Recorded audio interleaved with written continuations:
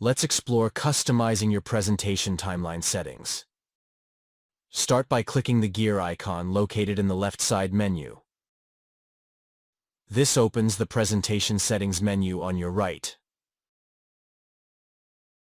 At the top, there's a handy preview of your current presentation settings, including the label, timeline, and branding.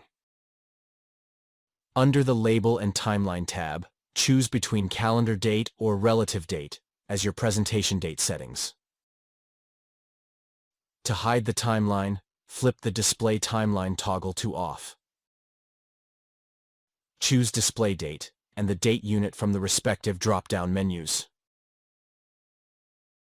Checking the Auto Scale Timeline will automatically scale the timeline within the presentation window.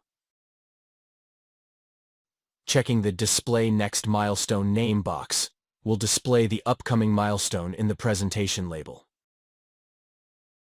If you prefer a cleaner look without the milestone labels, simply toggle the Display Label switch to off.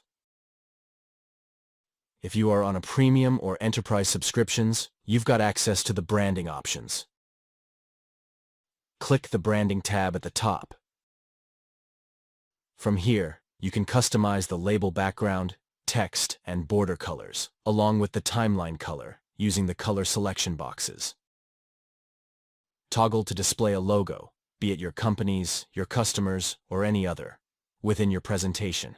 Adjust this setting on or off as needed. Make sure to preview the selected presentation settings at the top to ensure everything looks just right. Once you're happy with the adjustments, hit Done. Your presentation is now set to play with all your personalized settings. Thank you for watching.